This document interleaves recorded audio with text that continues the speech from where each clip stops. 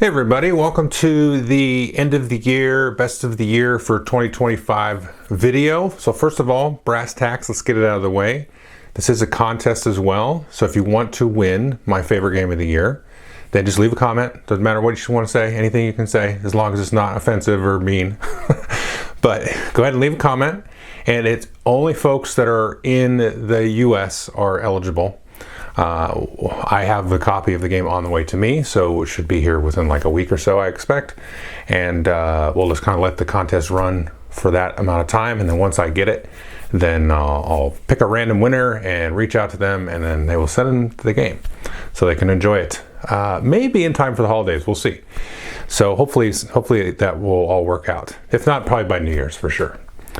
And then we're going to jump in. We got top 10 games. I do have one honorable mention, and then just a quick little minor preamble for me. I just want to appreciate everybody still watching the channel. This is like 15 years almost of doing this, and it's still a lot of fun. I don't put out as many videos as I used to a long time ago, but still enjoy it and still have had a great time playing the games and all that stuff. And thanks for putting up with JRPG retro handheld stuff a little bit. You'll see a couple more of those things coming down the road here. I got a couple of videos I want to do. Still been playing the heck out of stuff, and then Octopath Traveler 0 came out, and I just went whoosh. And so like I've been really into that game, which is a lot of fun, by the way. And so you see some more stuff in that regard. And and then also, I mean, just a little preview. I think maybe I'll wait till the first of the year, but I've got some older games that are in the vault, so to speak. I'm not working with anybody on that, but somebody mentioned a vault thing at PAX U, and I was like, oh, that's a good idea. Hey, I have a couple of them that would probably be in your vault. Anyway, just a little teaser there. There'll be some older games that you can't purchase at all unless you go on the aftermarket and probably spend way too much money for them, or you could build them on your own, which I did a couple of times with some of the Warhammer Quest 95 videos over the last couple of years. So I got good feedback on that, and it's a lot of fun for me to kind of, look at things in a little bit different way, kind of constructing and building some of these older games that should be reprinted, but for many reasons are not capable of being reprinted. So anyway, just some stuff to look forward to the beginning of the year as things kind of slow down in terms of new games and stuff. But let's jump right in here. We'll start with the honorable mention, which is going to be Speakeasy, which I don't have in my hands. The publisher actually did reach out to me after a social media post. I've played the game twice now, and it is absolutely amazing. It doesn't officially come out retail wise until January. I know some Kickstarter backers and things like that have gotten their copies recently, and so it's kind of a very late 2025 release. Maybe it counts as a 2026 release. I don't know. Somebody's already given me guff about it. But I said in a social media post, which is I think why the publisher reached out to me, I said, well, my game of the year 2026 is already found. And then they were like, hey, do you want the copy? I was like, of course I want the copy. Yes, please. And so they will eventually send it to me, hopefully. And so I'm very much looking forward to that, but it could probably count as 2025. I don't have any footage here to show you about it, but Speakeasy is fantastic. It's great. I think you can still get a copy from the publisher's website. It's a great game. Where would it sit in my 2025 top 10? It would be in the top 5, 100%. Maybe number 1. I mean, that's how good it is. It's really good, but it's right up there at the top. But it'd be hard to nudge out this particular number 1 for this year. So anyway, that's kind of the honorable mention. I just wanted to make mention of that because 2 people have already said to me, well, if you don't mention it, people are going to harass you about it. I'm like, okay, I'll mention it. And I don't mind mentioning it because, like I said, it's fantastic. So let's just jump in to the top 10 list. Number 10 is In the Shadows, Resistance in France. This came out earlier in the year from GMT Games. It's a 1 or 2 player game. It has hidden movement, sabotage, espionage types of activities.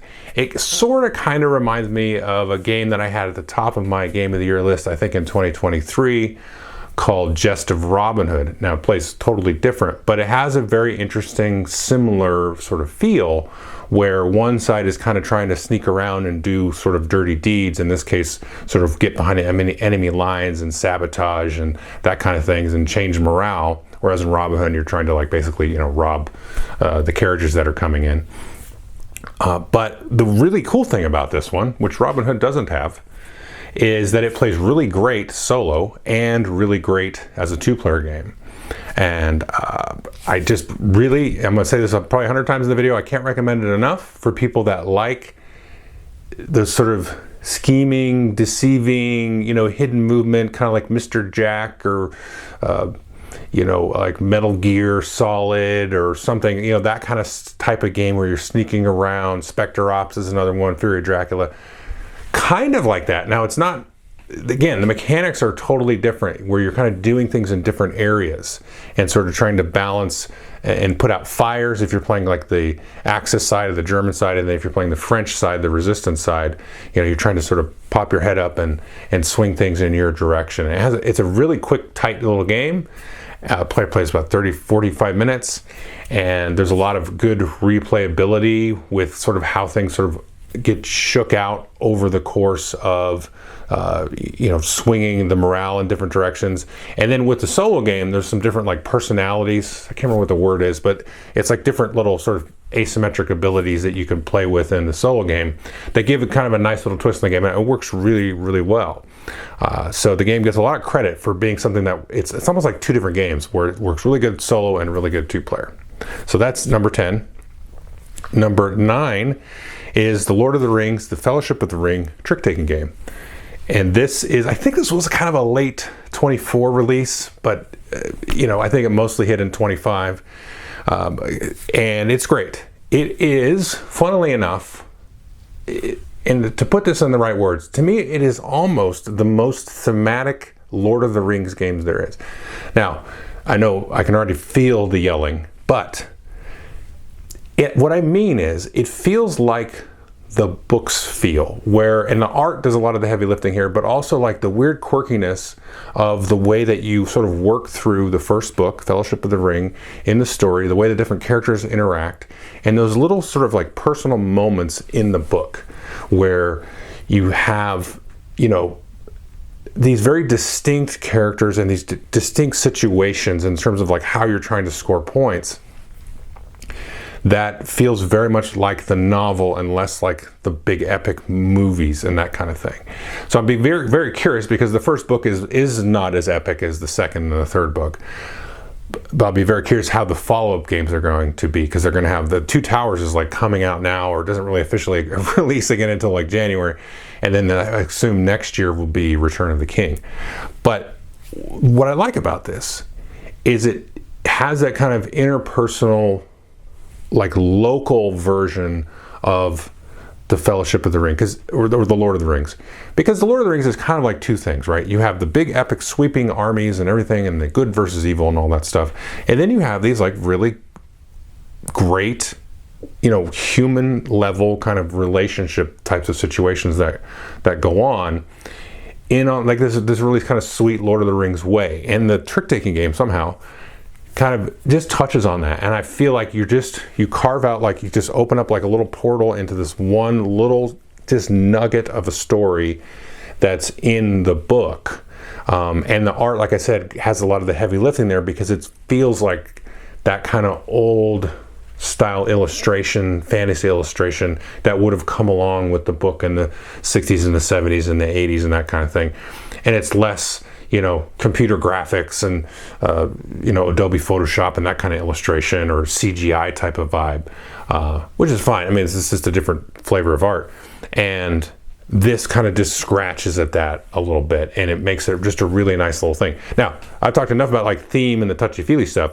As far as a trick-taking game goes, it's a lot like The Crew, where you kind of it's a cooperative trick-taking, and you set up these different situations where you've got to sort of mind meld together, the right situation, and it keeps twisting and turning things on their head as you progress through, what is it, like 18 different scenarios as you go through, and they get a little bit more difficult and interesting and tricky, pun intended there, as you play your way through. And again, like the previous game, this actually works pretty well solo, although I wouldn't say that's my favorite way to play, but it's fun. Like, I don't mind sitting down and playing it. Like, thinking about it now, I'm like, I should break this out after I'm done here and play it. But it also works, really well with multiple players, and there's a nice little 2-player variant, so you can have a 2-player trick-taking game. And it just works in a lot of different scenarios. And it's one of my favorite trick-taking games at this moment. So I definitely would recommend that. And the production value is just over the top. So that's number 9.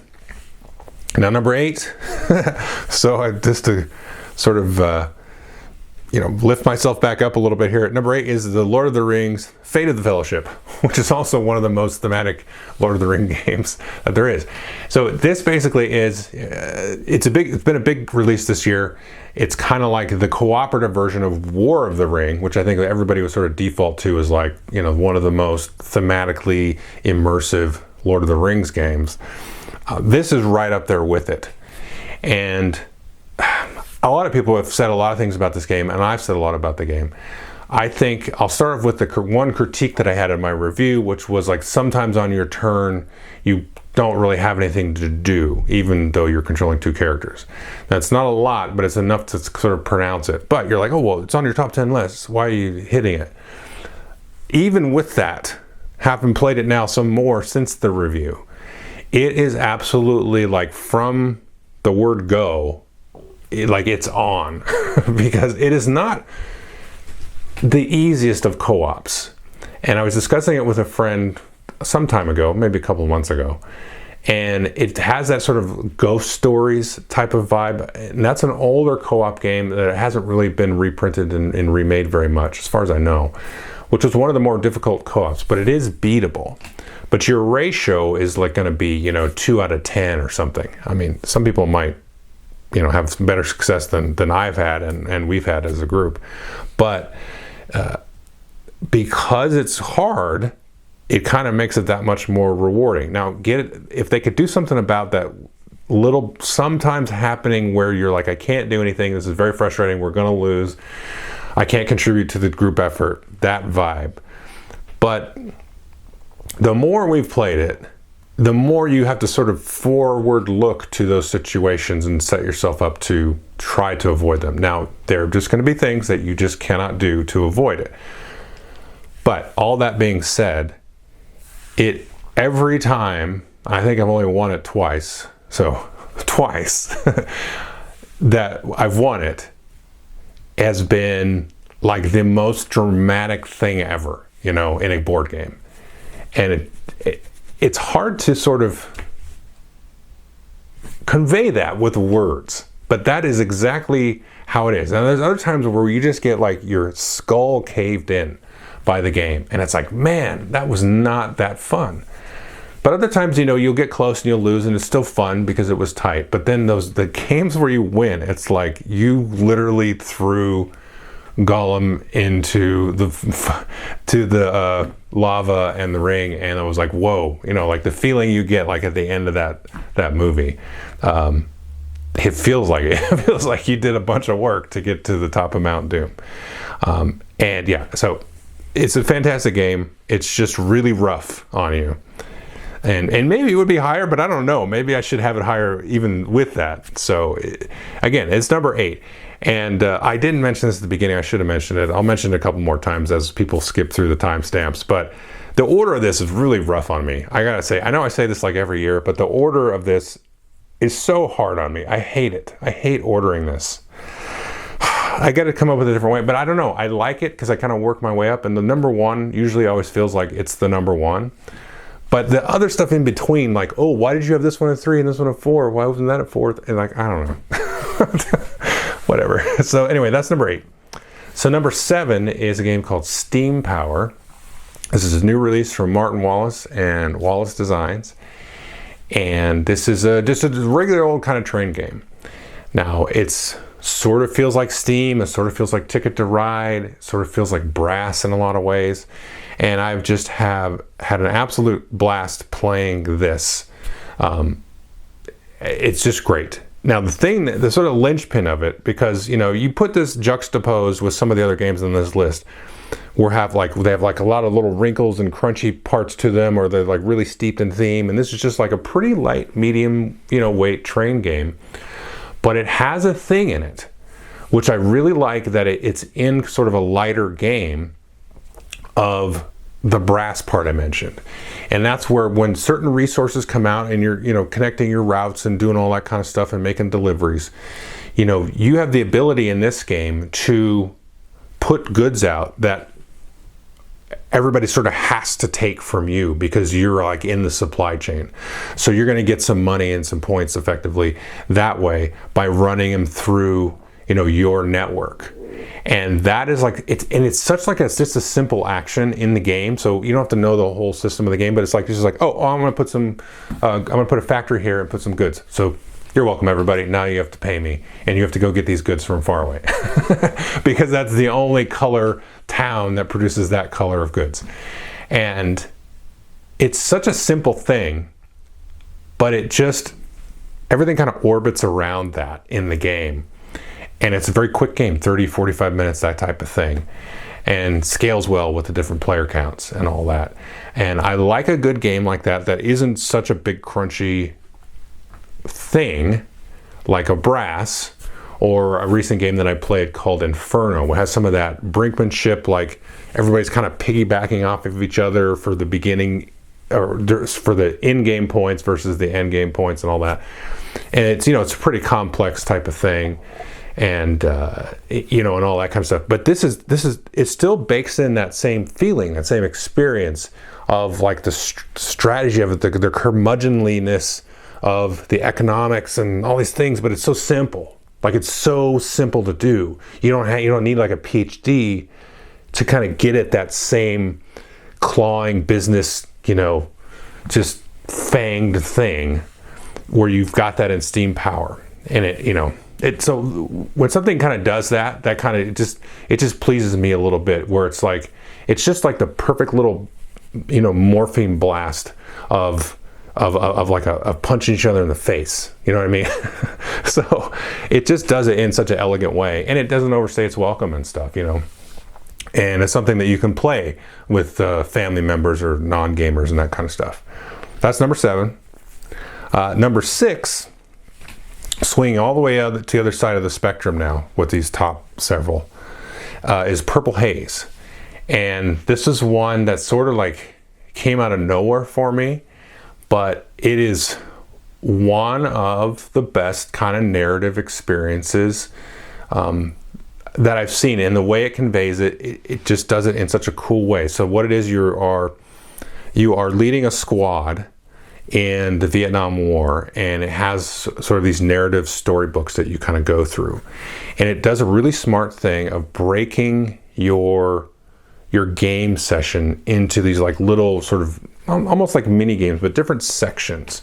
So if you think of like I talked about it a couple of years ago, Oathsworn is a game where you have like this little narrative thing. It takes like 45 minutes. You're reading narrative paragraphs. You're making little choices, doing little puzzles, and then you switch gears and you go into this tactical map, have like a big boss fight. So it's like 2 distinct, parts of the game. And Purple Haze has that, where you have sort of like 3 phases where you're kind of moving on this hex map, and you have this little token, little narrative events come up. And then part of that is you have sort of like the stress and the fatigue and just an overall like wear and tear. And then you'll like pop open a little battle map and have that, little tactical grid combat type of thing. And the thing that really kind of hooks everything together with Purple Haze is when you set out, you pick from, I think it's only three or 4 like goals in a way, but it's more like, what is your personality, what's your sort of reason to be as the squad leader. Like you can be very much about like accomplishing the mission, doing all the different objectives and side quests and stuff like that, or you can be very much geared towards, I'm bringing everybody home with me, I'm not going to leave anybody behind. Or you can be very like kind of ruthless a little bit. And so the way you kind of score yourself at the end of the campaign is based on that decision. So you still want to try to achieve everything and win the combats and all that kind of thing. But because of your initial choice, or your initial sort of thrust, and your sort of your agenda, if you will. Agenda is a terrible word for this, but it's like your purpose. You're like, I'm going to get through this, my tour of duty in this war, and my purpose while I'm doing that is X, Y, or Z, and you can choose that, and then that informs all of the decision making, kind of like in the background, because you're like, oh, okay, well, if I move here, it's going to cost me 3 endurance. If I do this, I'm going to use this much ammo or have this tactic. But then you're like, oh, but I have to remember my core value, right? And that's kind of what you set up for yourself. And that is such an interesting thing set in sort of the theater, the context of this war, that is just really cool. And it doesn't pull any punches with like the narrative literature. I mean, it makes some upfront sort of, not really warnings, but just disclaimers of like, look, we're trying to, set the stage here. And it calls into, doesn't call into question, but it lays out that, Vietnam was not like a great conflict to be involved in, for example. And it lays out the soldiers' language and all that stuff. So there's curse words and stuff like that in there. And there's tough decisions. There's little moral situations that kind of arise. So I really like that the game does that, because you can't just like abuse the theme of war so much for like to manufacture tchotchke products to, pseudo put people in the mind frame if they think they're in a certain spot, like having some kind of experience type of thing.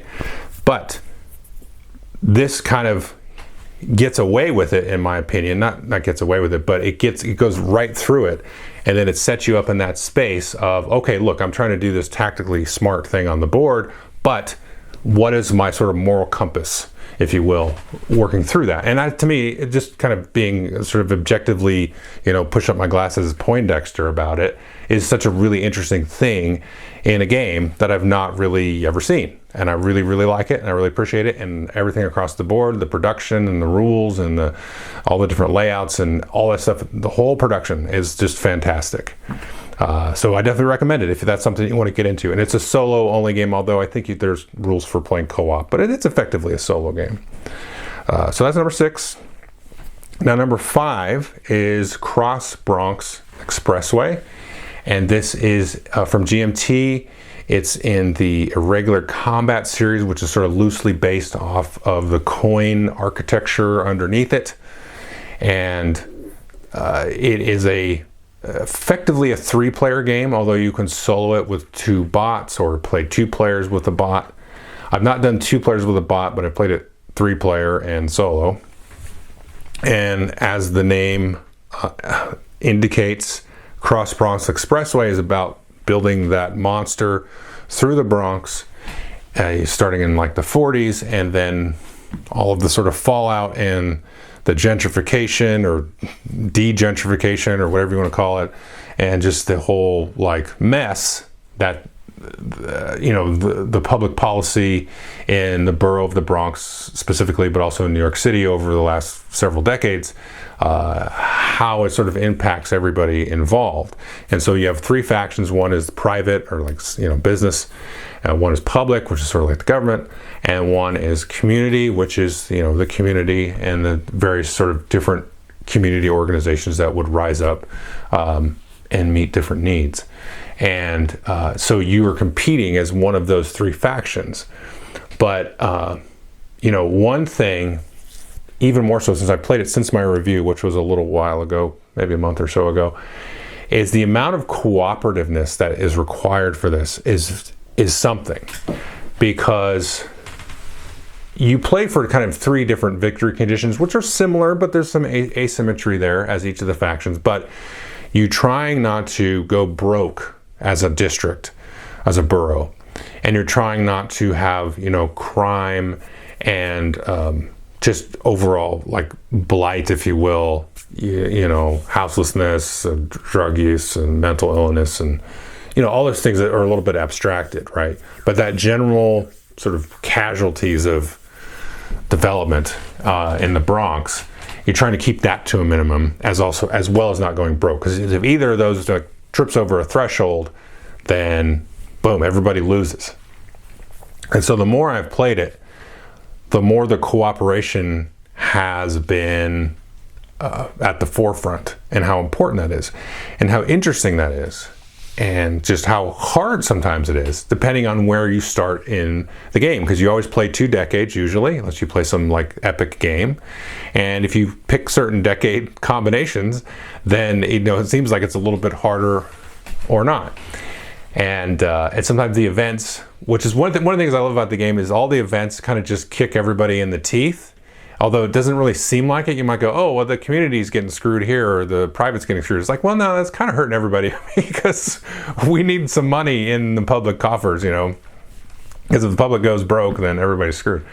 And I'm being a little bit short there, but yeah, so that's kind of interesting how all that works. And it is just like one of the, in a similar sense of Purple Haze, it's just like one of the most peculiar games that I have played in a long, long time, because it feels very coin-like, but there's no coin games that I've played that I know of that are semi-co-op like this.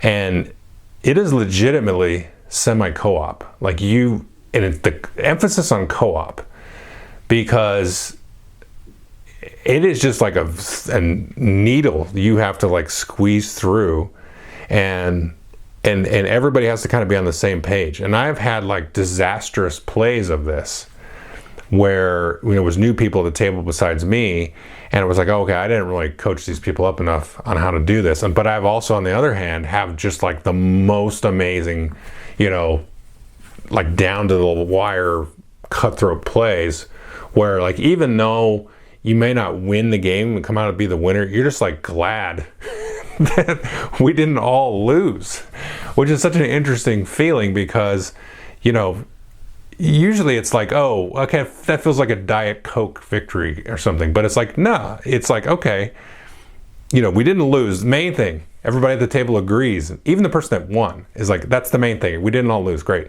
And then the game is so like tight economically, and with the victory points, so the final score would be like 6-4-3, and that would be like a wide margin in the game.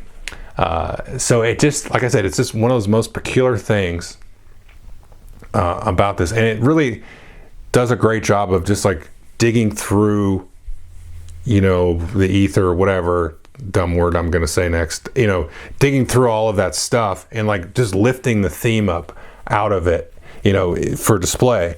And it does that really, really, really well. Anyway, so that's number 5. Definitely recommend it, but you just got to like know going in, it's not like anything you've ever played. Number 5. So number 4, very similar to number 5 in the words I just said, is Molly House. And so this is like a trick-taking game in a sense, or it's like a set-building game, card game, centered around the various, Molly houses in sort of late, what's the exact years, in the 1800s, England. And so you've got like the different drag shows and the balls, as they call it. I think they still call it balls sometimes. And those kind of thing, and different events and christenings and weddings and stuff like that. And so you, again, are all working together in a sense, but in this one, it's a little different kind of thing. But all that stuff I said about Cross Bronx Way, where it's like, this is such a peculiar experience, applies here as well.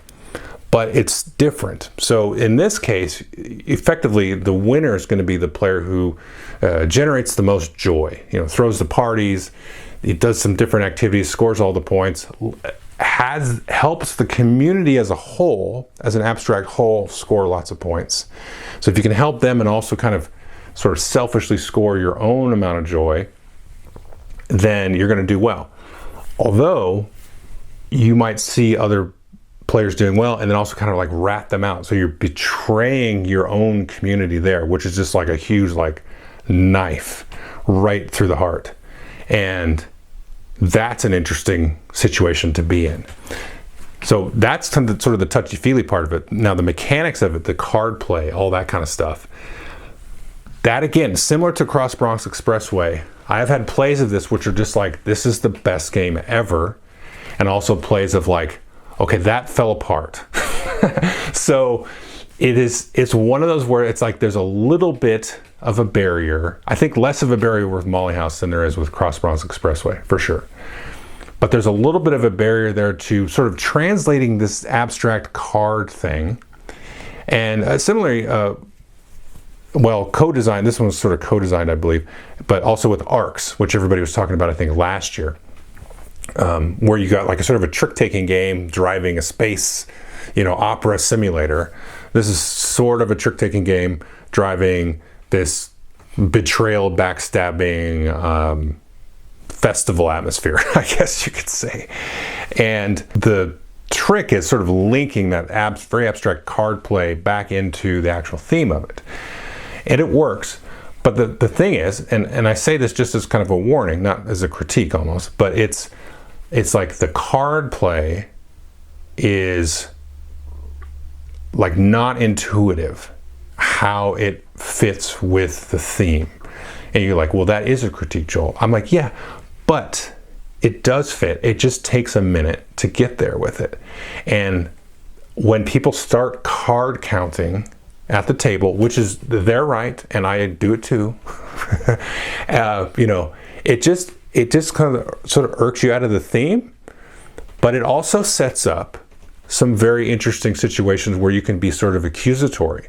Now, if you've played a game like Battlestar Galactica, which is long out of print, or Unfathomable would be like the new version of that. But in Battlestar Galactica, everybody has to like contribute cards to solve some mission, or like the Resistance, right? Everybody's putting in cards.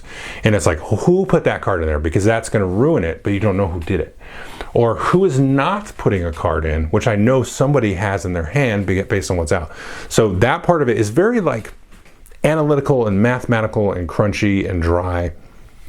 So there can be kind of a disconnect there between that and then what people are kind of thematically doing in terms of throwing the balls or betraying and sort of like luring in the constables or the rogues and that kind of thing. And there's some real interesting thematic things with the rogues and that kind of stuff, and how they sort of flip-flop and are super annoying and all that kind of things. So it's really good. But it's just one of those where like you got to do a little work to get there. Similar with Cross Bronx Expressway, and so Molly House is very similar. But man, when it like goes off, it's like, whoa, wow, that was great. So that was number 4. Number 3 is Age of Galaxy. Now this is specifically the 2nd edition. I never played the original one. I don't usually like to have games on the list that were actually like older games just reprinted, but there's some new additions to this one, and the original one was basically like self-published a couple of years ago, maybe like 5 years ago, I think. And then this one now was brought over by Portal Games, cleaned up a little bit in terms of component and art and all that, and then also with a really cool solo mode, which is kind of a theme of this list, which I don't really realize till this instant. But Age of Galaxy is fantastic, and it's one of those that plays really good solo and really good with people. And I've played it with 1, 2, and 4 people now, and it works really well, even at 4. I was kind of expecting at 4 it would take like too long or something, or would just be too chaotic, like stuff would change in the game state that would just swing it my turn all the way around. But it doesn't really do that. It works very, very well, and it still has that same sort of snappy, streamlined feel. And so what this is kind of like a 4X space opera sort of card-driven thing, but plays in less than an hour, about an hour. And what it is, if I could compare it to something, which is a game I don't really actually care for, but I really like this version of this game, is Res Arcana, which I know like tons of people love that game. I just bounced off it. Maybe I need to try it again. Where you have very few cards. Like in this game, you really only play 3 cards, although you can discard them for other effects. At the end of the game, you're really only going to have 3 cards in front of you most of the time. And that is like your whole like strategy, end game, victory points, and all that stuff sort of orbits around that. Everybody's got this little tech board, and it just is such a cool like it has the thing of it where it's like, it feels like Race for the Galaxy, right? So you get the cards that like different effects, icons everywhere. So you get the Race for the Galaxy stuff. And then, I think this is where the name comes from, Age of Galaxies. It feels like Through the Ages. Not really, but it feels like a civilization game, a space civilization game. But every time I play it, I'm like, let's play it again. Because I want to look at different cards. I want to set up different combos. And having just a fresh hand of cards just feels so fun in this game, where, because there's like 5 or 6 sort of tracks or paths that you can take, and you don't have to decide like right at the beginning of the game either. Like you can play with it and then kind of feel like you shift, into your path to victory. And it has that very similar sort of repeat, like punctuating thing where, like, when you play like Dominion or something, or Ascension, or gosh, any of those like quicker games where it's like, let's play it again. Like you play it once and then it works. It goes pretty quick. There's a lot of good choices. It's not super complex, but it feels like everything you do matters, like big time. And it has this really cool, interesting economic phase where you can like flip and get a whole bunch of action points back. So it has that big turn moment, which is really cool. And you want to really try to strive for that every game, to try to pop one of those off. And then you're like, okay, that's cool. I saw 7 cards this game. Let's play again. Because next time I'm going to see like almost all different cards, probably. And the way they're going to interact and stuff is just going to be really, really cool. So I highly recommend this one. And it feels like old school too, in a way, which I like. I like it a lot. It doesn't have anything like getting in the way. You know what I mean? Like it just is like, it knows what it's doing. So that's Age of the Galaxy. So, okay, that was number 3. Number 2 is Tales of Arthurian Knights. This is another narrative one, and this is kind of like in the same vein as Purple Haze, which I mentioned earlier. Now, this one is, how do I not sound like an idiot? So, you have this giant book, and it's based on like Tales of Arabian Nights. So it's a similar sort of game. But the similarity is you have this giant book with like, 1,000 entries in it. And then you go around the map and you have little adventures, and your character levels up and different attributes go up and down. And it has this cool like epic quest type of variant where you have big sweeping changes in the land and basically different stages of the Arthurian lore and the legends and all that. And your knight is kind of bouncing around through that. There's something, here comes the idiot part. There's something like somebody sprinkled magical dust on the game, because how is it that like every time I play it, the character story makes sense? Like it just, even if things like shift halfway through the game, I'm like, well, that makes sense. There's a character evolution. And it just like somehow really works, and it's really fun. And again, great solo. Fantastic little, like this is like turn the lights a little bit down. Turn on the fire, this is great. It's winter here. It snowed the other day. You just crack open the book. It's like reading like a book that's just procedurally generating a little story for you. And it's great, just a way to do that. Or you play it with people and you get to laugh at each other's dumb little stories and funny things that happen to each other. And it works out really, really well. And you can play it co-op with people, which I think is fantastic, actually. I think that's my preferred way to play it. Out of solo players, whatever, competitive co-op, I think co-op is the way I like it, with kind of like the, what's it called? Not the epic variant. It's something like that, where you shuffle up these big epic things. So these like big sort of larger target goals that you have as a group to try to do. And you sort of try to deplete the amount of renown or victory points effectively that you all want to do. And that's a really kind of a fun way to do it, because then, in the competitive, there's like a little bit of sort of screwage, but the rules even say this. You can take the rule for like how to randomly place little event locations and play that in the competitive. And I would do that too. Well, I think that's the way to play it actually with the competitive. So anyway, number 2, Tales of Arthurian Knights. It just, somehow it all works together, and it's just always fun to sit down and play.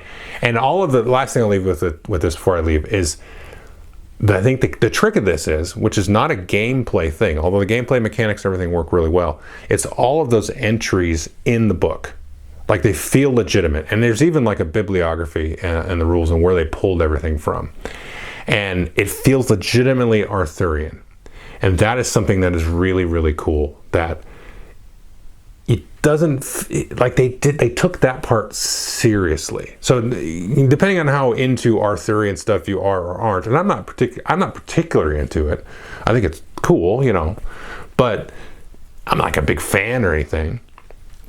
But depending on how into that you can get, I think that's just a really interesting part of the game, where it's like, yeah, they went through and they pulled out all of these like different little threads and stories and stuff that have come down through the ages, and it feels like you just dive right into that world and you're right under the water in it and you're just surrounded by it, and it's great.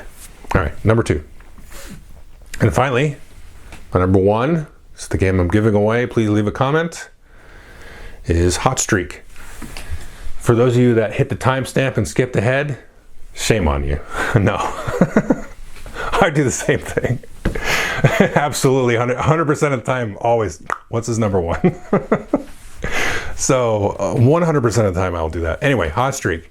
This is fantastic. It is continuously fun. It's got a lot of buzz this year. I would be surprised if this didn't show up, not necessarily at the top of everybody's list, but towards the top of a lot of lists.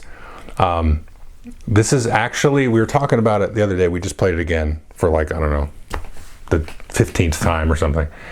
And it's such a cool thing because it has these dumb mascots that you are all sort of betting on them racing. And it has this little, you know, track that folds out and all this stuff. And it does so many things right. Like, and I hate talking like this, but it feels like it does so many things right that sort of like lift up the hobby, you know, in a general, because it's cheap. It doesn't cost her, it's like $40, $45, I think. And it has cute little funny components that are meaningful and like attractive in the way that they are, like they draw you into like, well, what is that guy about? You know, the little hot dog or the queen, or the little fish with the dangling antenna thing. And so like it draws you into that. And then it has really engaging, like kinetic, active gameplay. Like the whole like 30 minutes that you're playing, everybody's like super into it. And it's just very like intelligently done.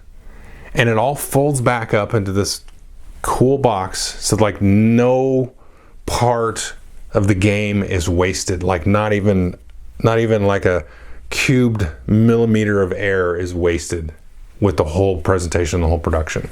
And none of your time is wasted, you know, at any moment in the game. Like even if you're like not doing well in the 3rd round, which because you play 3 rounds, you can still just go nuts and try to just go for a huge payday and kind of go outside the wheelhouse. And you have the thing is like you have those guys racing and gals, and you have some control over it. So you have this thing after you played a few times, you're like, okay, this card's going to ruin somebody's day.